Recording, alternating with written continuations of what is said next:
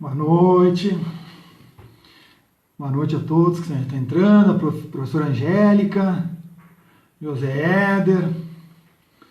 Vamos para mais uma live aqui do Conversa com o professor Leonardo. Hoje uma noite especial com o colega delegado de Polícia do Maranhão, delegado Cleópatra Isaías. Vamos aguardar ele entrar, para que a gente possa então dar início. Boa noite, vamos lá, José, vamos lá, mais uma live. Hoje o tema especial, está na ordem do dia aí, decisão recente do Supremo Tribunal Federal.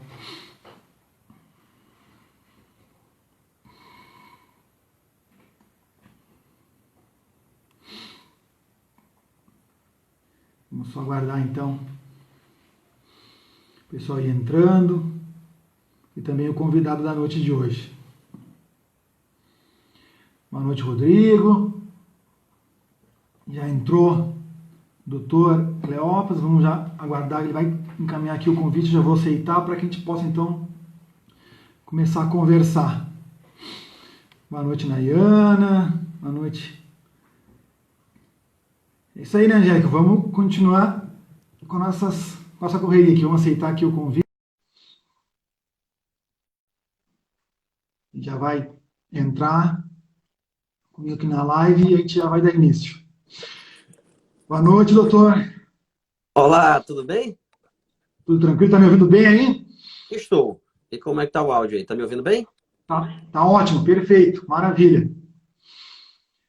Então, vamos dar início, então, doutor, só para explicar. Esse projeto foi um projeto que eu dei início agora, há mais ou menos um mês, que eu intitulei de Conversa com o professor Leonardo. Esse é nesse momento de pandemia que a gente está passando, para que a gente pudesse discutir alguns temas relevantes do direito, em especial nas áreas em que eu leciono, de direito penal e processo penal. A gente já conversei com alguns colegas delegados de Santa Catarina sobre a moderna visão do inquérito policial, já conversamos também sobre o acordo de não persecução penal, da possibilidade de aplicação da Lei Maria da Penha a transexual, e a última live foi em aspectos polêmicos do reconhecimento pessoal. E hoje, então, esse tema que está na ordem do dia, para quem é da área jurídica, é só abrir qualquer site jurídico hoje, é só que se fala dessa recente decisão do Supremo Tribunal Federal, que vamos discutir, então, hoje, se ela vai repercutir nessa discussão que nós tínhamos anteriormente aí, de quem tem atribuição para a lavratura do termo circunstanciado. Então, para quem é meu seguidor aí, que porventura não conheça, acho difícil, mas que porventura não conheça, então, o doutor Cleópatra Isaías, ele é mestre em Ciências Criminais pela PUC do Rio Grande do Sul, é doutorando hoje em Direito Constitucional pelo IDP, também professor da Universidade Estadual do Maranhão e do Curso Supremo, e também autor de diversas obras jurídicas, e a maioria delas ligadas à atuação do delegado de polícia. E nos livros dele ele trata desse tema que nós vamos discutir hoje.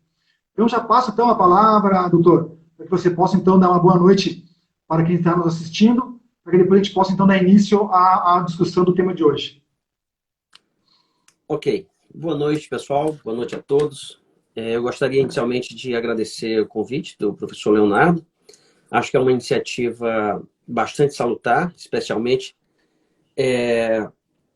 pelo momento que nós vivemos, não só pela pandemia ou por uma pandemia de saúde, de problemas de saúde, como a Covid, mas também por uma pandemia de diversas outras coisas, entre as quais a forma como o próprio STF tem decidido diversas matérias, diversos temas, entre os quais o que nós vamos tratar hoje. Então, eu acho que, de fato, é uma iniciativa muito salutar.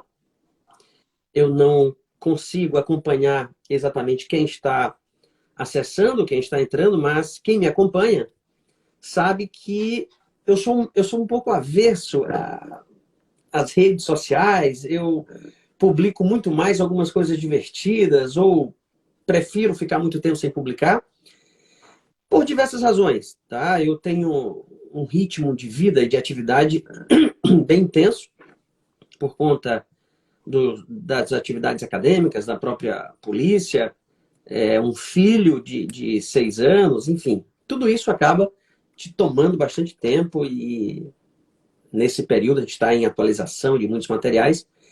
Porém, eu aceitei o teu convite e muita gente tem me procurado a fim de que eu trate de forma específica sobre muitos temas dos quais eu já trabalhei em livros, artigos, enfim. E talvez eu retome essa minha atividade em termos de rede social para fazer isso. Inclusive, com a recente lei titulada ou chamada simplesmente de pacote anticrime, eu escrevi uns 2 artigos já, um deles é um pouco mais amplo, vai sair em livro, sobre as repercussões da lei na investigação.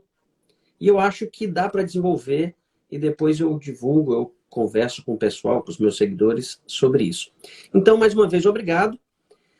E de que forma podemos conduzir, Leonardo, esse bate-papo? Prefere-se que eu, de forma mais didática, sistemática, aborde os principais aspectos e depois a gente trabalha? Tu pode fazer intervenções, perguntar, como tu preferes?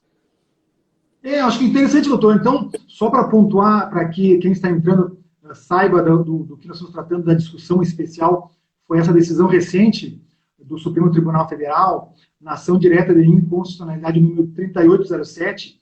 Na realidade, ela não trabalhou de forma direta, pelo menos, aquela grande discussão que nós tínhamos na doutrina em relação à possibilidade ou não da polícia administrativa lavrar o termo substanciado.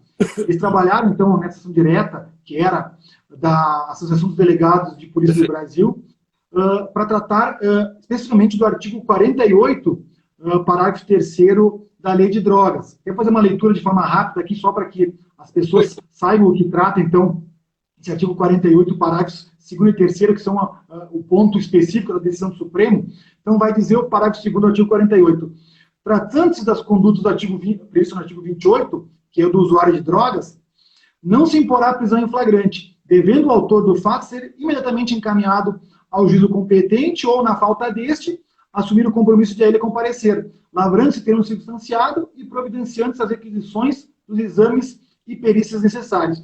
E aí o parágrafo 3º, que realmente foi o que foi tratado na ação direta, se ausente a autoridade judicial, as providências previstas no parágrafo 2º deste artigo serão tomadas de imediato pela autoridade policial no local em que se encontrar e dada a detenção do agente. Então, foi esse ponto que foi tratado pelo Supremo Tribunal Federal. Então, se o doutor puder, então, de uma forma objetiva, então, poder falar o que foi tratado, basicamente, a decisão do Supremo em relação a esse ponto, que a gente possa dar início, então, à discussão.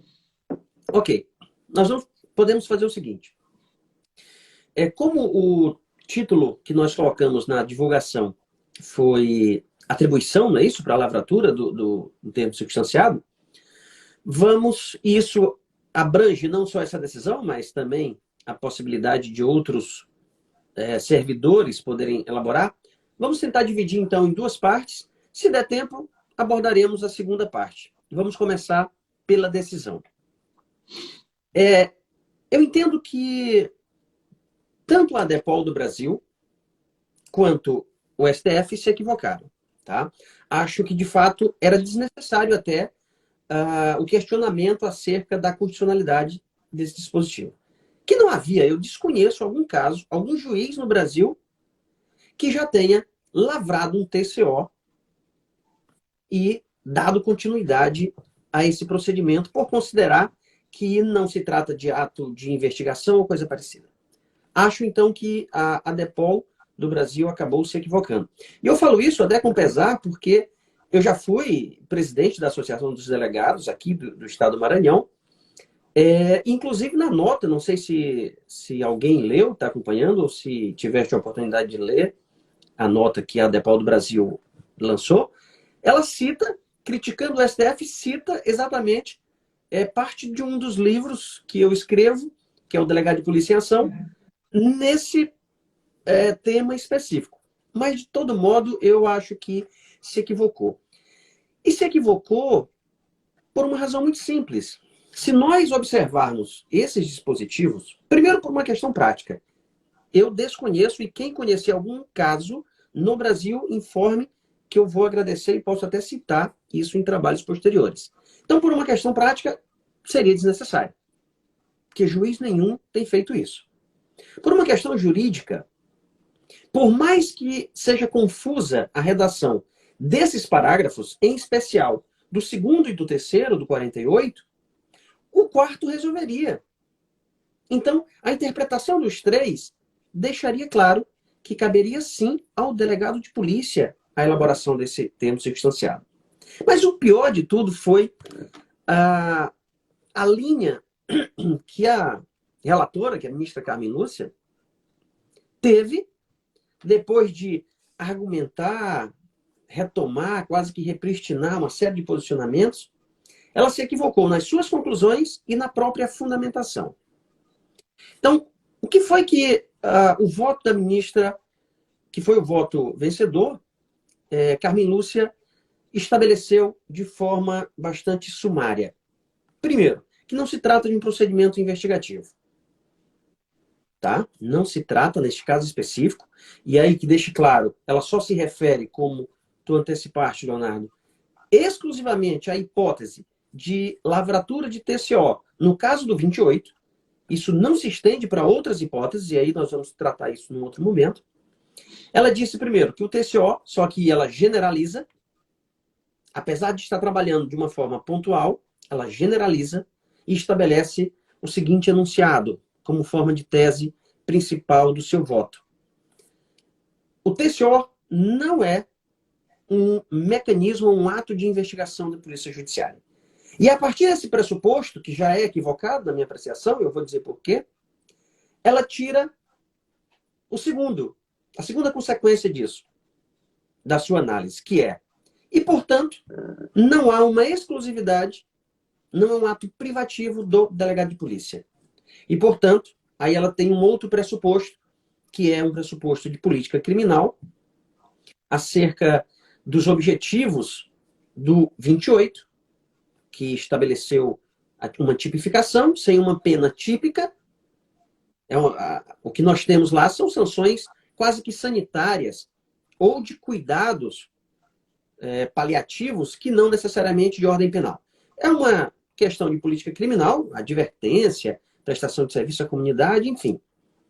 E ela diz que, neste caso, a mens legis, ou o espírito deste dispositivo, é proteger, a finalidade é proteger o usuário de drogas que é encontrado portando substância entorpecente, ou que plante, cultive para uso próprio.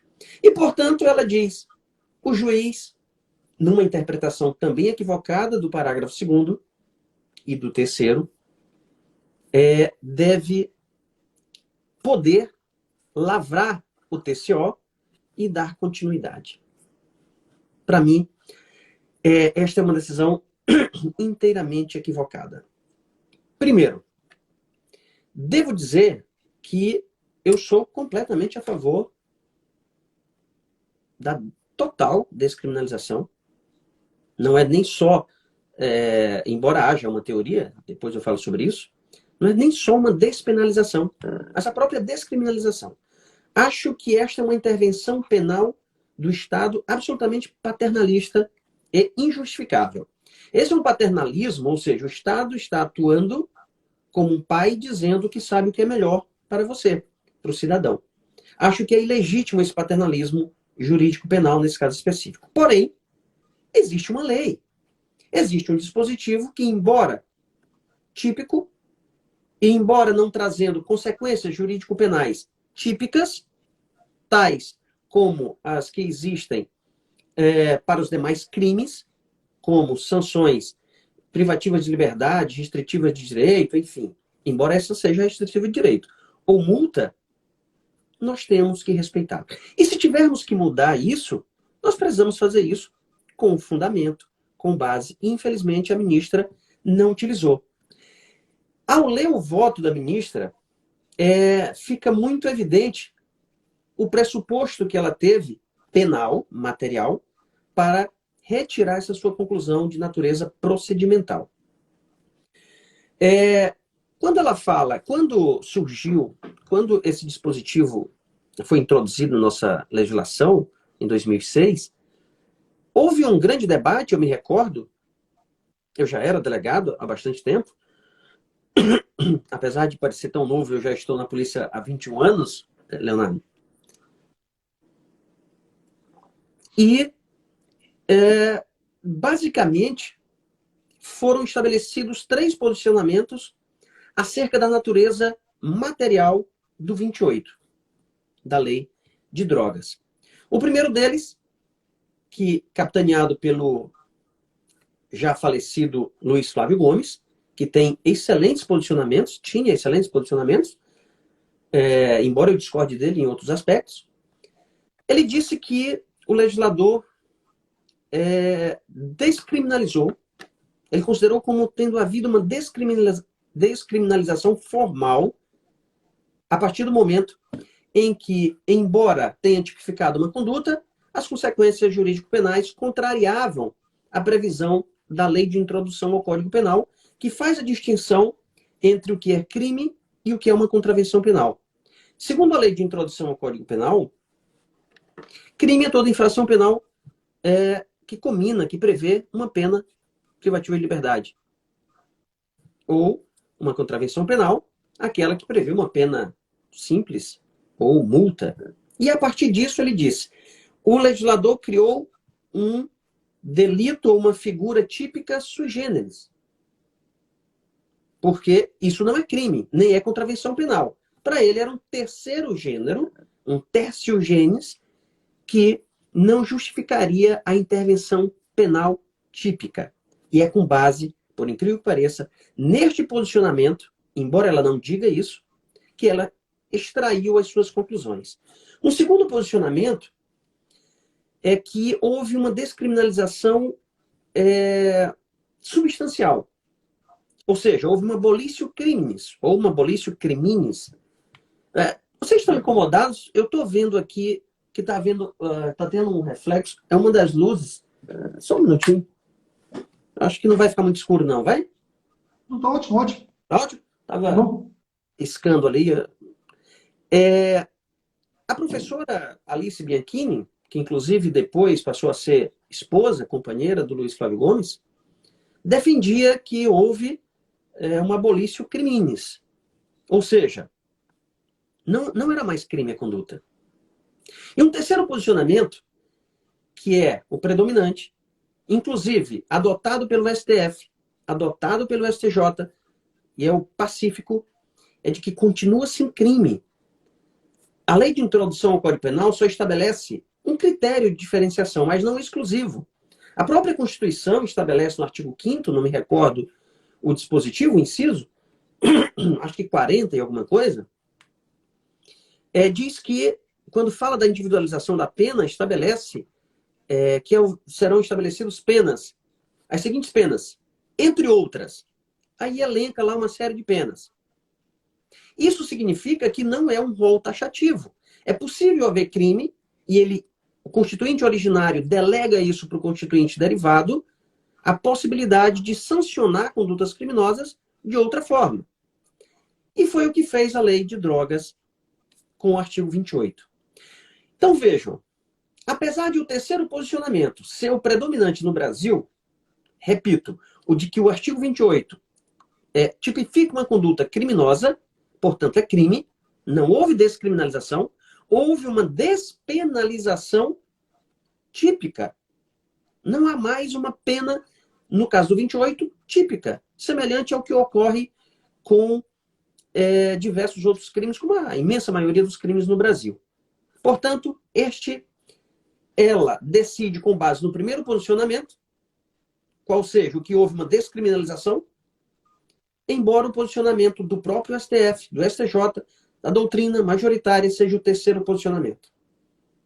Porque a sua conclusão, a conclusão da ministra, só pode ser sustentada, mesmo que eu discorde dela, se tiver como base esse primeiro posicionamento. Porque se nós tivermos como base aquilo que tem sido pacificado pela doutrina, que é o terceiro posicionamento, esta decisão é completamente equivocada. Ela é equivocada porque, primeiro, no Brasil nós temos pelo menos 3 ou 4 grandes procedimentos investigatórios. O Código de Processo Penal trouxe 2 deles, uma verificação preliminar de informação, a VPI, que tem fundamento no artigo 5º, parágrafo 3º do CPP, que serve para fazer uma avaliação prévia da justa causa para a investigação, o inquérito policial, que é o principal procedimento de formalização dos atos investigatórios no Brasil, que investiga crimes de médio e de maior potencial ofensivo, e, como regra, e de forma excepcional, inclusive os de menor potencial ofensivo. Depois do Código de Processo Penal, o Estatuto da Criança e do Adolescente criou 2 outros procedimentos, que eu posso considerar apenas como um. Qual seja o auto de investigação de ato infracional, que é exatamente o procedimento que investiga crimes ou contravenções praticadas por adolescentes infratores, que será chamado de ato infracional. Lembrei de um outro aspecto que é interessante, que justifica a adoção daquele terceiro posicionamento que eu mencionei, e que o 28 de fato é crime, que se não fosse um adolescente encontrado com substância entorpecente, não estaria cometendo um ato infracional. Afinal de contas, ato infracional, por um conceito do ECA, é somente aquela conduta prevista como crime ou como contravenção. Se o 28 não fosse, o adolescente não poderia sofrer nenhuma sanção, que eu sei que a maioria não considera como sendo sanções, mas medidas socioeducativas, mas esse é um tema para outra conversa, outra live. Pois bem, o ECA, então, estabelece um outro grande procedimento investigatório e até diferencia, utilizando um critério que eu também considero equivocado, e já escrevi sobre isso, que é a prática da conduta como sendo violenta, praticada com violência ou grave ameaça, ou não. Não sendo praticada com violência ou grave ameaça, auto de investigação de ato infracional. Algo semelhante ao inquérito policial. Sendo praticado com violência ou grave ameaça e havendo situação flagrancial, faz-se um auto de apreensão em flagrante. Isso também seria uma conversa para uma outra, seria um tema para uma outra conversa. Eu acho equivocado porque há um tratamento desigual e prejudicial ao adolescente infrator. Pois bem, vou considerar, portanto, como o segundo grande procedimento. O terceiro, perdão. VPI, verificação preliminar de informação, inquérito policial e auto de investigação de ato infracional. Só que o legislador, por uma série de questões, também de política criminal, atendendo a uma demanda, principalmente pós-Constituição de 88, com todo o contexto, com toda a arquitetura de direitos fundamentais que o nosso Constituinte estabeleceu, e principalmente com a previsão do artigo 98, inciso 1º da Constituição, que diz que a União, Estados criariam juizados especiais, resolveu, então, fazer, anos depois, que é de 95, a Lei 9.099, criando toda essa estrutura e trazendo no seu bojo um procedimento preliminar feito pela polícia, está lá no artigo 69 e parágrafo único, infelizmente os únicos dispositivos que dizem respeito a esse procedimento, dizendo que a autoridade policial que primeiro tomar conhecimento da prática de um crime de menor potencial ofensivo deverá lavrar o auto de prisão em flagrante, o TCO, dispensando a formalização da prisão em flagrante, do auto, portanto, de prisão em flagrante, desde que o seu autor assumisse o compromisso de comparecimento no juizado ou fosse encaminhado diretamente a esse juizado.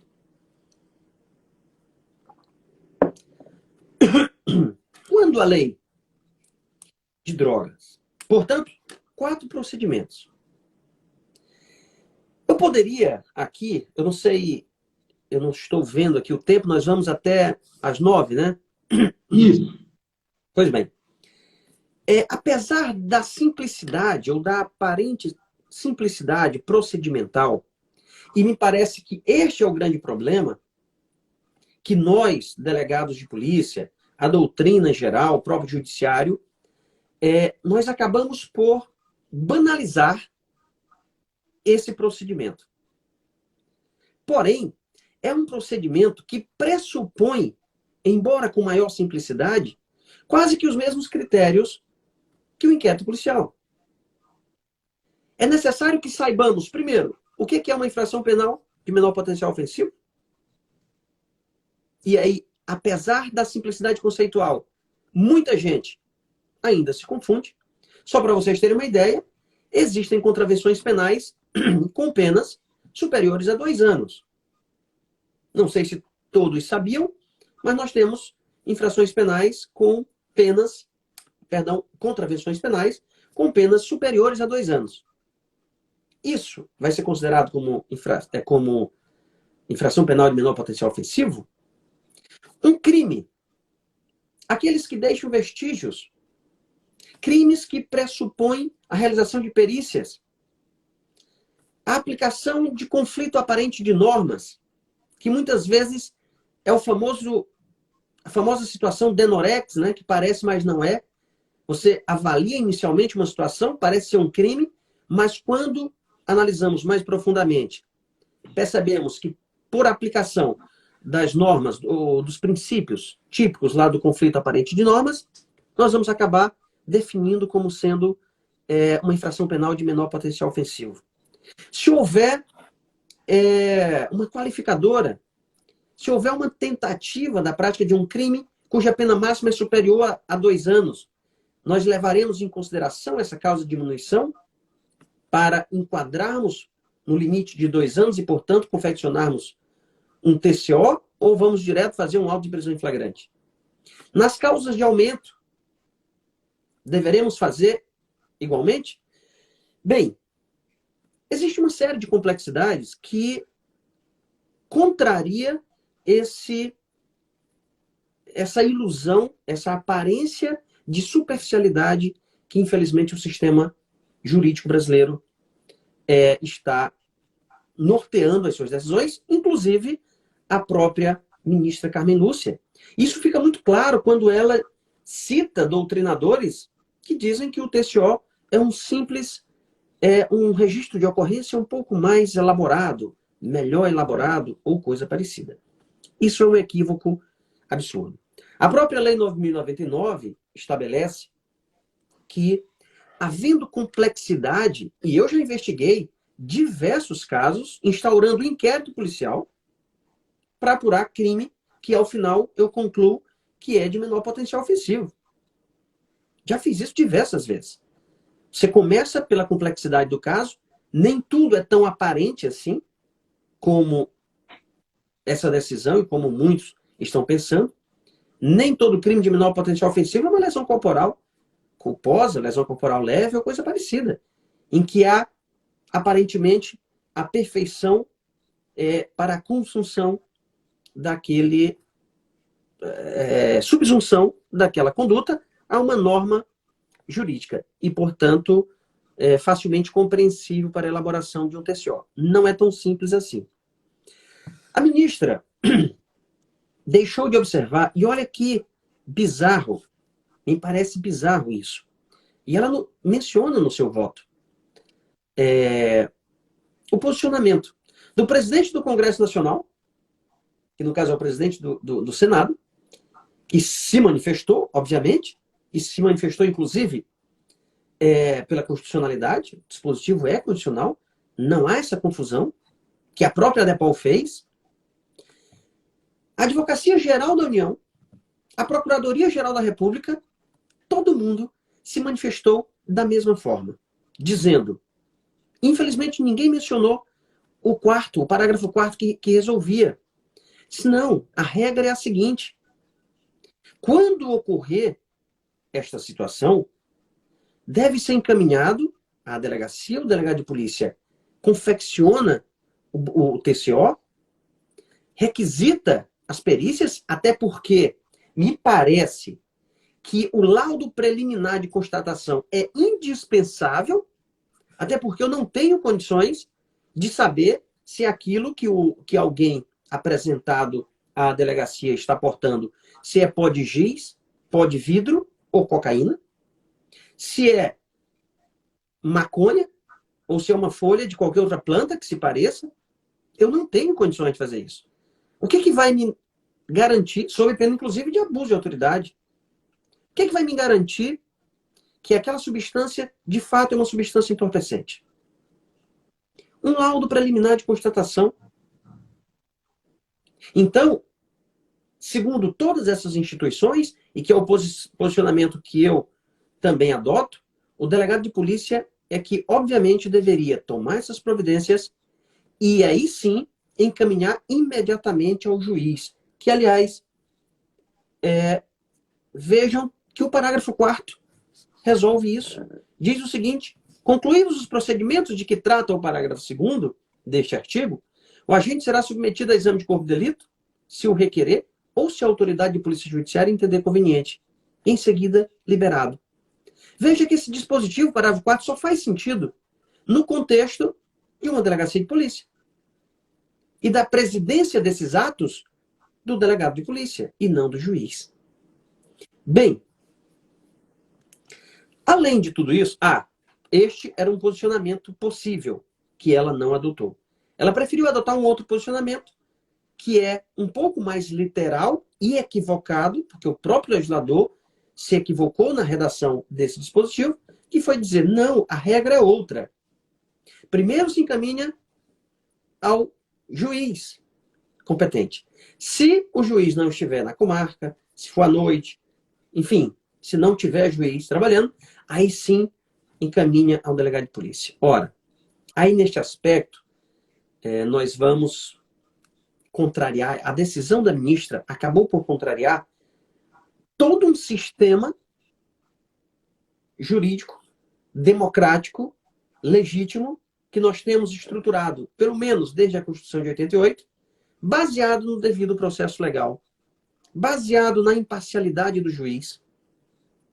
E é muito estranho, porque ela citou, inclusive, um autor, que eu conheço muito bem a obra, que é o professor Gustavo Badaró, que certamente não se sentiu privilegiado com a sua citação, porque ele tem trabalhos, além do seu manual, específicos sobre juiz natural, e é óbvio que não é possível a existência de um juízo natural sem imparcialidade, sem independência. E é claro que um juiz que confecciona um termo circunstanciado de ocorrência, que pode ou não haver ali transação penal, portanto, possível até ação penal. Imaginem vocês, agora me veio à mente o artigo 28, que ainda continua, né, na sistemática antiga, porque está com sua eficácia suspensa por uma decisão do ministro Fux. Imagina se não houver transação penal. Imagina se o Ministério Público simplesmente entender, não, o caso é de arquivamento. Olha que maluquice. O próprio juiz, que já me parece ferir o princípio do contraditório, já previsto na sistema acusatório, perdão, não contraditório, o sistema acusatório, e que agora foi reforçado pela reforma mais recente, o pacote anticrime, embora sua eficácia também esteja suspensa pela mesma decisão do ministro Fux, embora não tenha nenhuma relação com o artigo 3º, que trata do juiz de garantias, de todo modo, está suspenso. Mas um juiz que confecciona, que elabora um termo circunstanciado, que pode gerar consequências penais, uma transação penal ou coisa parecida, a transação civil não é possível, a composição civil de danos, porque não há uma vítima determinada, enfim. Mas a transação penal, sim. Ou vai julgar esse processo.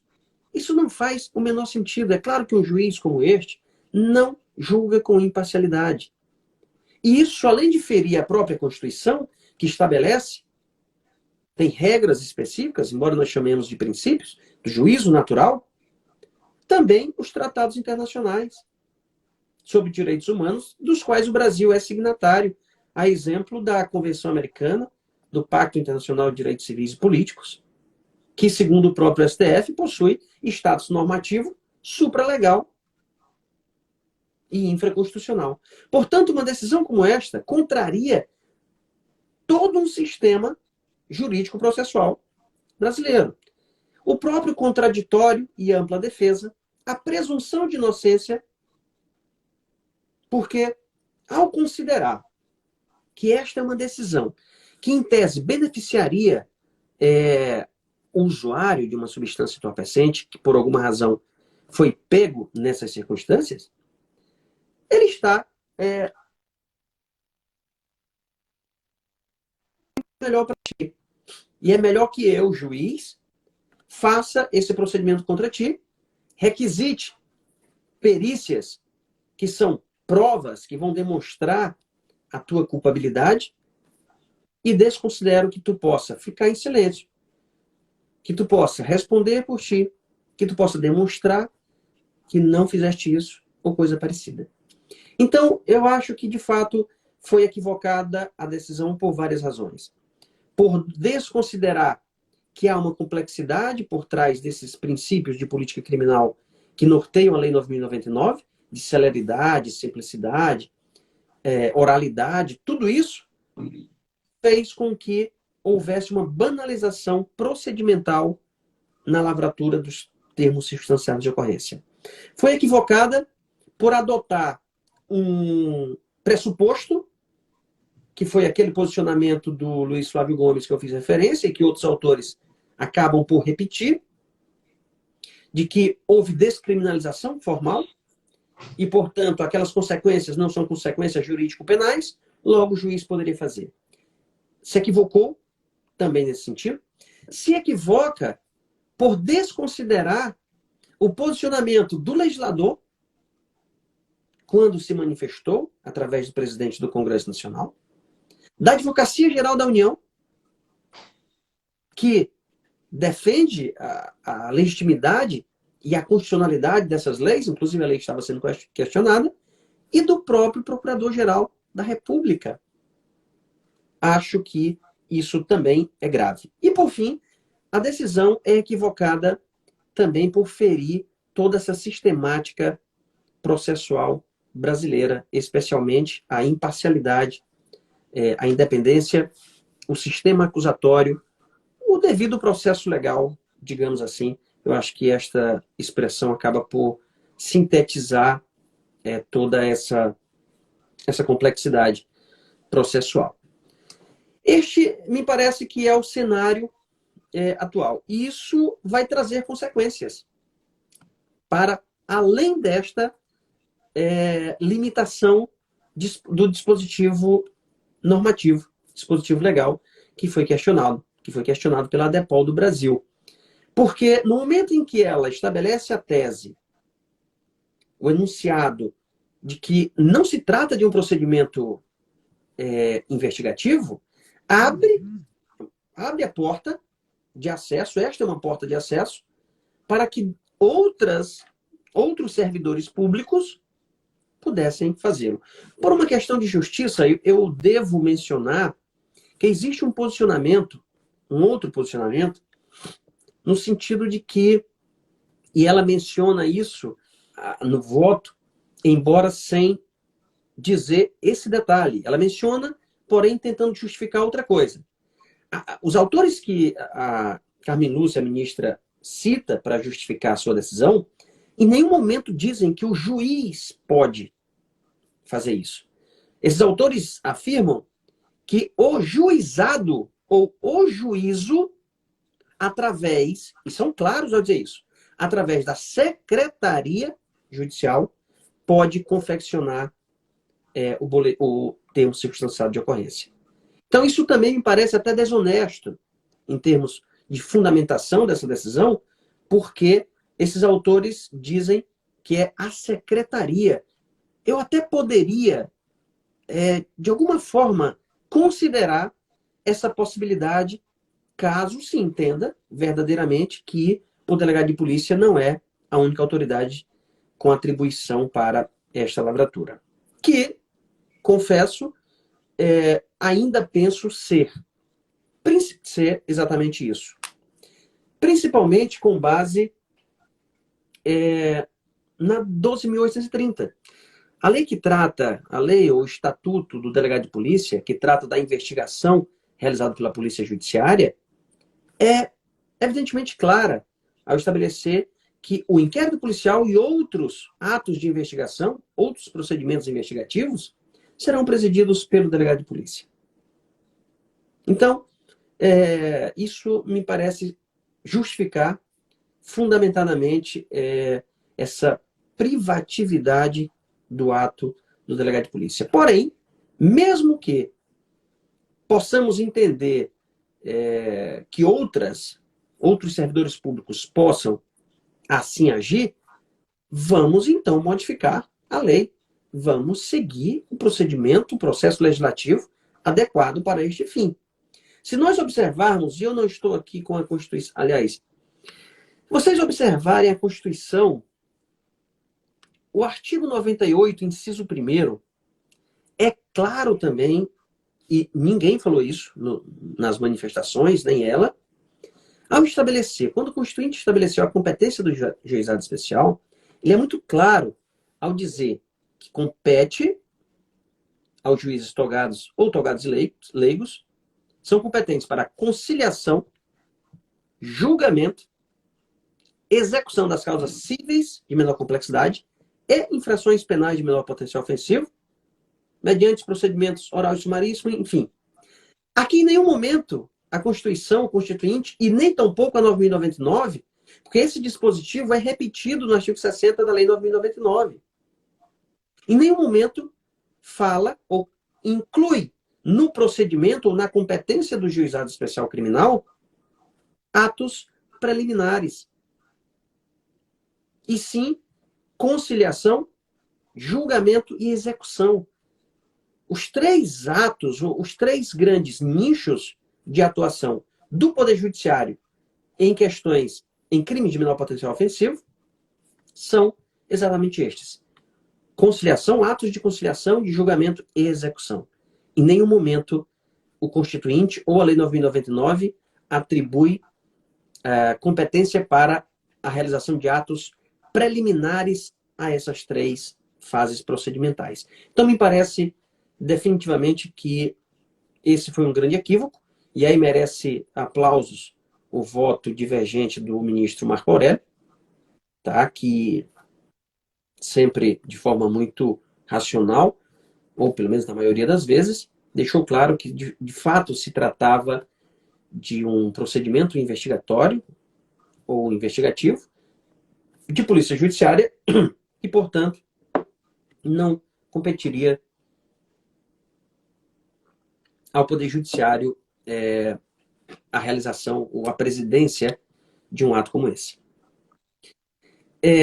Bem, essas eram as considerações iniciais. Eu vejo que nós já estamos chegando ao final. Não sei se tem alguma pergunta.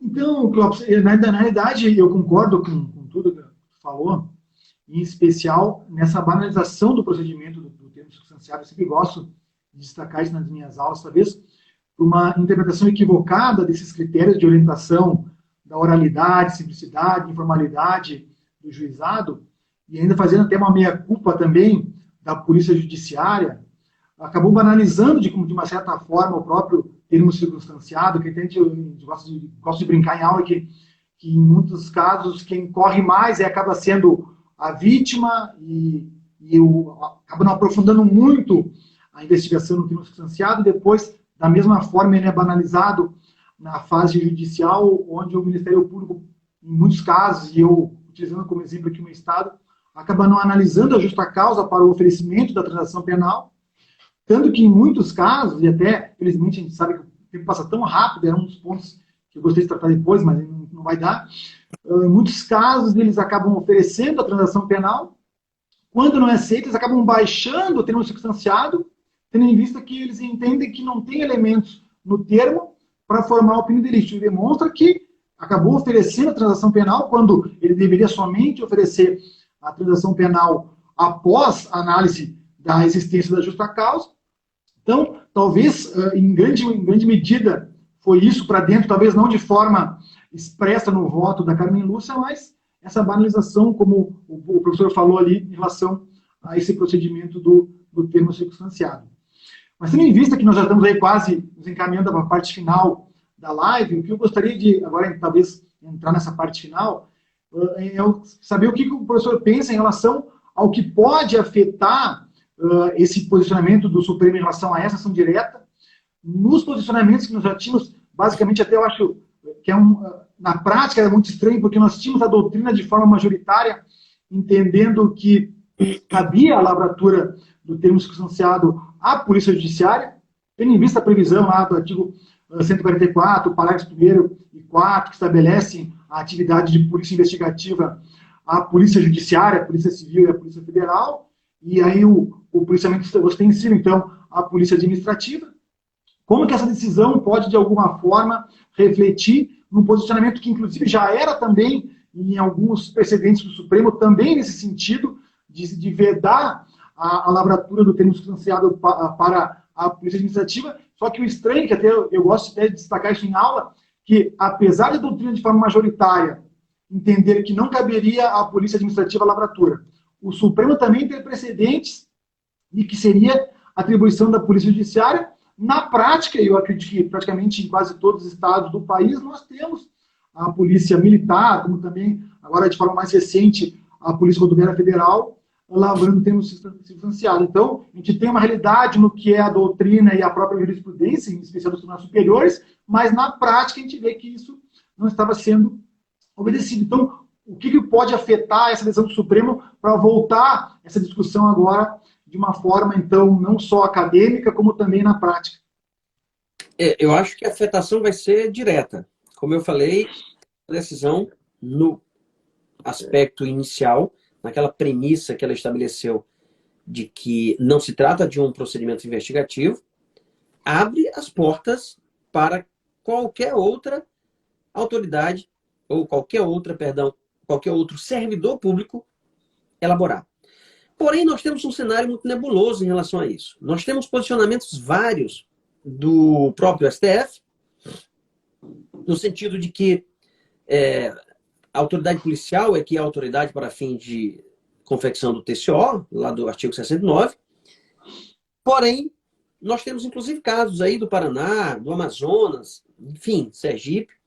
E nós tivemos uma decisão recente, que eu até atualizei, está na última edição, e esta decisão também vai estar, porque ainda o livro continua na editora, a nova edição, e vai dar para a gente introduzir os comentários dessa decisão.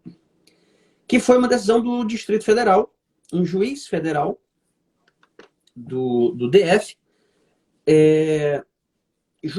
considerou como inconstitucional um decreto presidencial, não sei se te recordas, que recentemente o presidente, final do ano passado, dezembro, eu acho, foi editado o decreto, concedendo a atribuição para a PRF, para a Polícia Rodoviária Federal, confeccionar os termos circunstanciados de ocorrência. E aí isso foi levado à Justiça e a decisão foi de maio, se não me falha a memória, abril ou maio, o juiz federal considerou como inconstitucional e, portanto, suspendeu a eficácia do dispositivo desse decreto. E isso, obviamente, vai ser mais um caso que vai chegar ao STF. E, de todo modo, me parece que, como essa decisão se limitou à figura do juiz, e exclusivamente no caso de posse de substância entorpecente para uso pessoal, me parece que, analisando outras decisões, que o STF vai manter, esta é uma impressão, vai manter o posicionamento de considerar como inconstitucional que outros agentes públicos possam confeccionar, possam presidir esse ato. Eu verifiquei, enquanto tu falavas, rapidamente uma única pergunta, que eu não lembro mais de quem, mas ela pedia que eu comentasse a ausência de previsão do chamado juiz de garantias para as infrações penais de menor potencial ofensivo. Bem interessante isso. É, de fato, o pacote anticrime, ou melhor, a decisão acabou por não, e também o pacote, mas a decisão ampliou essas exceções, por não incidir a figura do juiz de garantias nos crimes de menor potencial ofensivo. Bem, até aí, por mais que eu possa divergir desse posicionamento, até que eu acho sustentável, razoável. Por quê? O grande objetivo da figura do juiz de garantias é manter a rigidez ou a imparcialidade do juiz que atua na fase preliminar para que ele não possa estar contaminado para decidir a ação penal. Portanto, qual é o pensamento? Qual é a ideia? Todos os atos a serem praticados no curso da investigação criminal devem ser feitos por um juiz diverso daquele que vai julgar a causa. Isso porque, e aí se pensou em inquérito policial e não em TCO, porque é no curso do inquérito policial que as medidas cautelares ou meios de obtenção de provas ou outros atos que, via de regra, restringem direitos fundamentais do imputado, incidem. Já no curso de uma investigação de crime de menor potencial ofensivo, por uma questão de proporcionalidade, não haveria essa possibilidade. Não faria sentido uma prisão em flagrante ou a manutenção, uma prisão preventiva, uma temporária, nem cabe. O próprio sistema penal, jurídico penal, no caso o Código de Processo Penal, exclui de várias medidas cautelares, como prisionais e etc., ou meios de obtenção de provas, já restringem como pressuposto da própria possibilidade de o juiz decretar. Como isso não ocorre na fase, durante a investigação de crime de menor potencial ofensivo, é como se fosse desnecessário, é como se a participação do juiz nessa fase preliminar de crime de menor potencial ofensivo fosse praticamente nula. O juiz, pelo menos até agora, só vai ter contato com o resultado dessa investigação de infração penal de menor potencial ofensivo quando o delegado de polícia, quando a polícia judiciária já conclui essa investigação. Isso já não ocorre quando um crime é investigado através de inquérito policial, que vai ter uma interceptação telefônica, uma busca e apreensão, vai ter uma prisão, provavelmente.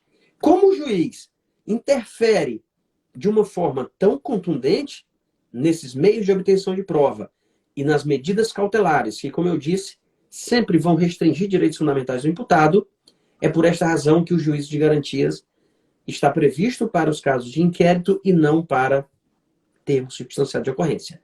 Eu não sei se ficou claro, mas eu espero que quem fez a pergunta tenha compreendido. Maravilha, doutor. Então a gente está quase caminhando aqui para a parte final, infelizmente, até eu brinco, nessas lives do Instagram, a gente conversou em off que o doutor foi a primeira que a gente está fazendo em conjunto, ele fala assim que fazendo essa live do Instagram que a gente percebe quando o Auri trabalha a relatividade do tempo, que a gente percebe que realmente essa 1 hora aqui passa como se fossem 10 minutos, a gente não percebe, a live já está quase terminando. Então eu sempre gosto de antecipar o final para não ficar naquela correria dos últimos segundos ali, para poder deixar então a live salva, para que os seguidores possam depois, quem não puder assistir ao vivo, possa depois assistir. Então, gostaria de agradecer o professor. Quando tu salvas, o quê? Fica por 24 horas ou permanece a live? Não, ela fica salva no GTV, então fica ali na minha fica linha para quem puder assistir. Também no meu Instagram ou só no teu? Fica na minha, mas depois eu posso encaminhar para o doutor poder fazer constar. Então, gostaria de agradecer. Existem vários temas que eu gostaria de tratar, só que infelizmente passa tão rápido. Tem uns pontos que eu gostaria de tratar de forma mais prática, que seria trabalhar, se por acaso prevalecer o entendimento de que outras instituições pudessem, então, fazer a lavratura do termo circunstanciado, como pode-se desenhar, talvez, uma mudança de posicionamento. Que a gente encontra aqui no Paraná, não sei se aí no Maranhão tem essa realidade, que eu falo que, na realidade, é uma meia atribuição que eles acabam conferindo a essas instituições. Aqui no Paraná, a nossa realidade de a Polícia Militar poder fazer a lavratura do termo substanciado. Em um primeiro momento, eles não podiam fazer a requisição de perícias. No primeiro caso, então, eles faziam a lavratura do termo substanciado, por exemplo, numa lesão corporal, mas a pessoa tinha que comparecer na delegacia no dia posterior para poder pegar a guia para requisição do exame de lesões. Hoje, a realidade, eles já fazem essa requisição direta da perícia, mas o termo substanciado do usuário de drogas ainda continua sendo feito somente pela Polícia Civil, tendo em vista a necessidade da requisição da perícia lá de constatação da droga. Então, era um tema que seria bem interessante de a gente tratar, porque a gente sabe que é a problemática da prática que pode ocorrer. Fora alguns casos, também discutir, que acontece também aqui na nossa realidade, que é a lavratura do termo pela Polícia Militar e a necessidade de diligências posterior requisitadas pelo Ministério Público. Porque até é de uma forma estranha, porque o Judiciário e o MP, de uma forma, eles acabam aceitando o termo realizado pela Polícia Militar, mas, posteriormente, quando é necessária alguma diligência, eles entendem que a Polícia Administrativa não tem atribuição para poder, então, cumprir aquelas diligências que eles requisitam. Então, eu deixo aqui para o professor aí os últimos 4 minutos para alguma consideração final, e aí, então, também para que a gente possa, então, depois encerrar a live e poder deixar salvo aí para os nossos seguidores. Tá ótimo.